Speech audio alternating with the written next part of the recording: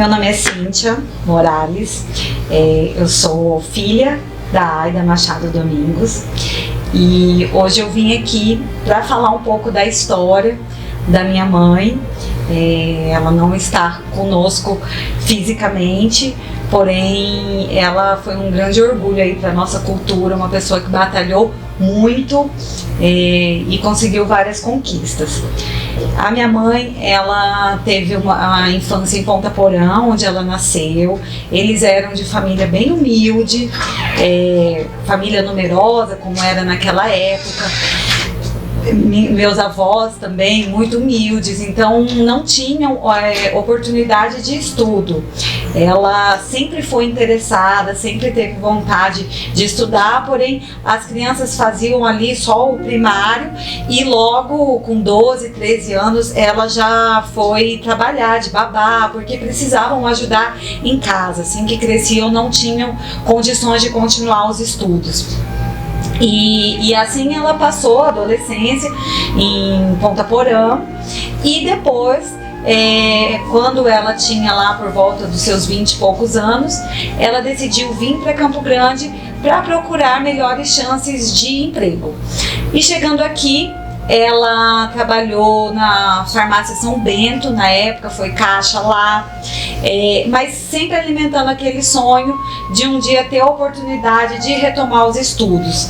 Sempre foi muito apaixonada por leitura, por literatura, então ela, sempre que ela tinha oportunidade de ler, ela tinha amigos que emprestavam livros para ela sempre me contava isso, que ela não tinha condições de comprar, mas ela lia muito nos períodos dela de folga do trabalho, ela gostava de ir nas bibliotecas, ela era encantada por esse mundo literário.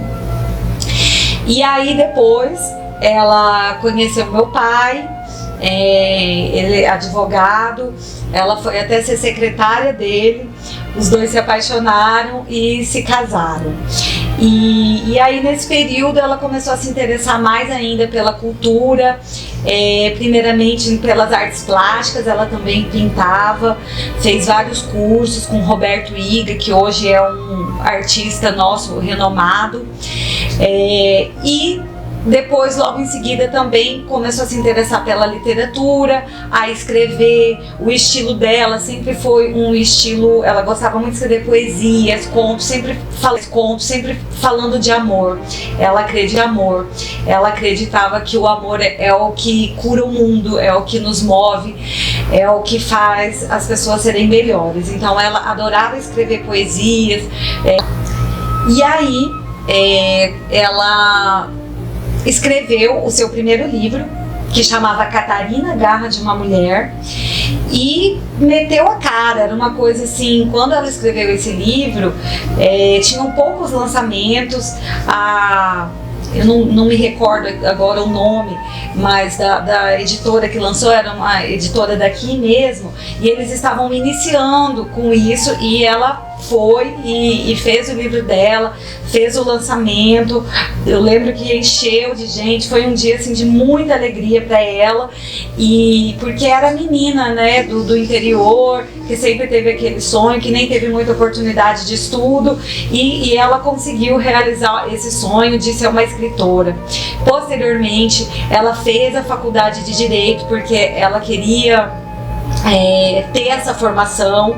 Ela achava que era importante também, que em algum tempo da vida dela era uma coisa irreal ter uma faculdade, ter a oportunidade, e ela realizou esse sonho. Ela cursou já adulta, inclusive junto comigo, na mesma época que eu fazia faculdade, nós chegamos a fazer até algumas turmas juntas, e ela não tinha vergonha disso não, sabe, de estar fazendo junto com a filha. Ela falava que não existe tempo pra gente realizar os nossos sonhos. E ela se formou em Direito, foi oradora de turma, muito querida por toda a turma da faculdade, porque ela sempre teve um espírito muito jovem, né? Apesar dela ser uma das mais velhas da turma, mas o churrasco era em casa que acontecia, todo mundo sempre gostou muito dela. Depois ela continuou, ela se aprofundou na literatura, lançou vários outros livros, romances, lançou livros místicos, também participou de várias coletâneas e foi quando ela se juntou numa parceria incrível com o Adelas Neve para formarem a Academia de Letras. As duas batalharam muito, que eu sei, sabe? Muitas vezes ela chegava em casa assim, depois de ter passado um dia inteiro junto com a Adelas Neve, elas pleiteando e batalhando, esperando nos lugares para as autoridades poderem falar com elas, para elas poderem levarem esse projeto, até que elas conseguiram fundar a academia, que foi assim, ela teve uma honra imensa de participar de todo esse processo de formação da academia. E aí, quando ela recebeu, né, pela Adelas Neve, a nomeação, que ela ia ser nomeada com a cadeira dela na academia. Infelizmente, quando aconteceu isso, ela já estava muito doente, num estágio avançado da doença, e ela não conseguiu ir no dia da posse, ela não tinha condições, ela já estava muito debilitada fisicamente, mas foi muito bonito. A Adelas Neve foi com todas as outras acadêmicas, as confrades em casa, e fizeram a posse dela em casa mesmo, o que foi assim um momento de muita alegria, e que nós, familiares, sempre seremos gratos por ela ter vivido isso, porque ia ter sido uma frustração na vida dela, algo que ela batalhou tanto, e quando chegou a vez dela de ser nomeada, se ela não tivesse conseguido. Então nós temos fotos, nós temos registros da felicidade dela, mesmo muito doente, já foi um dia muito importante, especial na vida dela. E inclusive ela nos pediu para ser enterrada com a roupa da academia. E assim foi, nós cumprimos o desejo dela. Ela foi homenageada lá no dia, uma homenagem muito linda também pela academia, e nós somos muito honrados porque essas últimas alegrias da vida dela a academia proporcionou. E eu tenho muito orgulho de ser filha dela, muito orgulho mesmo. Para mim é uma honra. A minha mãe, ela é meu exemplo de garra, de determinação, de correr atrás dos sonhos. Ela sempre falou: filha, não deixa ninguém falar que o seu sonho não é possível, porque é. E eu acredito nisso, levo em diante. Acho que peguei dela esse dom da escrita, gosto muito de escrever também. Desde pequena fui criada no meio de livros, no meio de recitais de poema. A gente pequenininha, ela sempre levou a gente, sempre no meio dos escritores, porque esse era o mundo dela, era onde ela era feliz, era o que ela gostava de participar, e ela era intensa em tudo que ela fazia. Uma vez teve uma passeata da Paz, a Adelas Neve até conta essa história, que quando te convidou ela aceitava tudo, porque ela estava pronta para tudo. Aí quando a Adelas Neve chega, ela inteira pintada de branco, porque ela entrava no clima mesmo, sabe? Então, se é para fazer, a gente vai. E ela era assim, tudo que ela vivia com muita intensidade, e ela... Todas as pessoas que eu conheço, que a conheceram, falam para mim: tem uma história para contar de alguma coisa que ela fez por essa pessoa, de momentos que viveu com ela. Então foi uma pessoa que não passou nessa vida despercebida. Ela realmente marcou a vida das pessoas que conviveram com ela, e eu acho que é esse o legado que todo mundo procura, né? O dia que a gente partir dessa vida, a gente ser lembrado com esse amor, com esse carinho que ela é lembrada por tanta gente. Dentro da literatura, ela foi muito atuante. Ela foi presidente da UB, a União Brasileira dos Escritores, teve um mandato muito produtivo, que ela fez muitas ações e incentivo aos novos escritores, sempre batalhando muito para trazer melhorias para dentro da instituição. Participou ativamente também da fundação da academia, participou de bienais no Rio de Janeiro, que inclusive eu até acompanhei nessa viagem. Foi algo também que ela ficou muito feliz de lançar um livro lá pela Bienal. Teve muitos, ela foi realmente muito atuante nesse processo. Ela realmente se dedicava para a literatura e acreditava, e ela sempre falava que é nós que temos que correr atrás, a gente não pode esperar das pessoas. Então a nossa cultura só vai ser melhor se nós, os escritores, os interessados, corremos atrás e partimos para ação. E então ela nunca ficou esperando as coisas acontecerem, ela sempre realmente foi muito atrás. O processo dela de criação era uma coisa assim bem de... Eu falo que é dom, porque eu lembro de acontecer de eu estar no carro com ela, de repente ela parar o carro e pegar um bloquinho de nota na bolsa e começar a escrever. Mãe, que isso? Ela, ai filha, calma que veio uma inspiração aqui, eu tenho que escrever para não perder a ideia. Então ela era assim, sabe, de repente alguma coisa, uma palavra, uma música que ela ouvia, um ipê amarelo, que ela era apaixonada pela natureza, aquilo já vinha uma inspiração nela, e ela parava o que ela estava fazendo e já escrevia, e dali saíam poesias, crônicas lindas. Então ela respeitava esse processo interior da inspiração, e muitas vezes, sabe, eu vi ela parando o que ela estava fazendo porque ela teve uma inspiração, uma vontade de escrever ali sobre um determinado tema. Eu falo que ela tinha alma de poeta, ela era uma pessoa diferente de todo mundo que eu já conhecia. Ela tinha aquilo mesmo, era uma coisa interiorizada dentro dela, e ela foi fantástica como mãe, como avó. Ela trouxe esse mundo de poesia pra gente.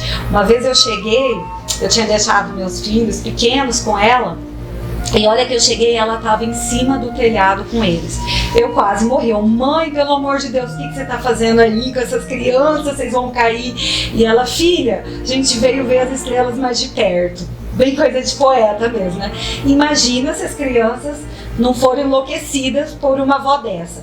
Ela levava eles no meio do mato para ir catar frutinha. Um dia também eu chego, tá a polícia parada com o carro, porque ela estava na contramão, parada com o carro. Ela, mas o policial, senhora, não pode parar. Não, a gente veio catar umas frutinhas que o senhor quer uma. Nisso ela já oferecia frutinha pro policial, todo mundo já dava risada. Ela era assim, ela era leve, uma pessoa leve por natureza. Ela tinha essa alma mesmo, admirava as estrelas, amava ir no Parque das Nações Indígenas, sentar. Ela falava que ela gostava de pé no chão, se conectar mesmo com a natureza. Lá também era um lugar que ela gostava muito de escrever, porque ela sentia a natureza. Levava as crianças também, meus filhos, vamos lá pra frente, vamos ver o pôr do sol. Então ela valorizava essas pequenas coisas, ela via beleza em coisas que às vezes pra gente passa despercebido no dia a dia. Tudo pra ela era poesia. As viagens, amava viajar. Ela, gente, eu queria morrer, e eu, assim, toda certinha que eu sou, preciso de planejamento.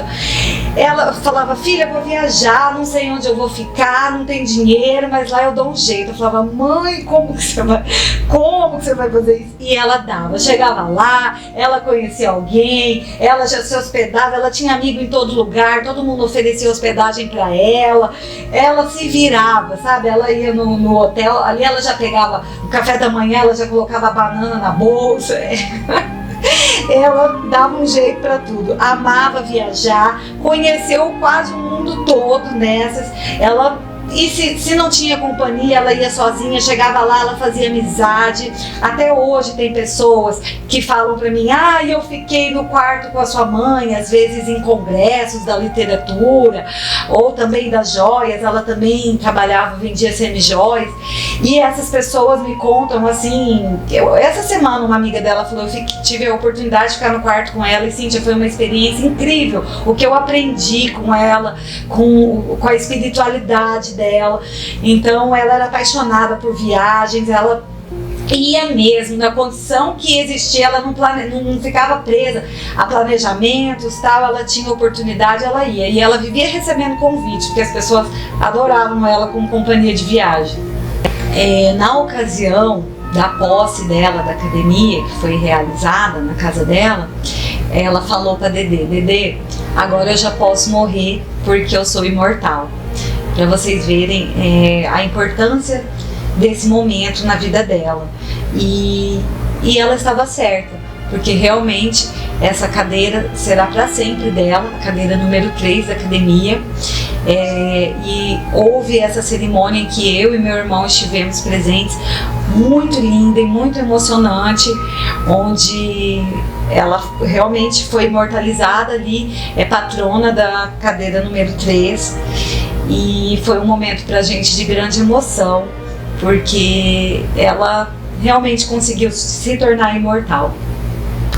Era uma exímia cozinheira, ela aprendeu com a minha avó, minha avó da parte do meu pai, sogra dela, as comidinhas árabes, que meu pai de origem árabe, e a comida árabe dela não tinha pra ninguém. Até hoje eu morro de saudade, porque eu experimento de vários lugares e aí eu falo pro meu esposo, mas não é igual da minha mãe. Ele fala, Cíntia, nunca será, e nunca será mesmo, porque ela falava, ela tinha o temperamento, o tempero secreto, que era o amor, que ela colocava em tudo que ela fazia.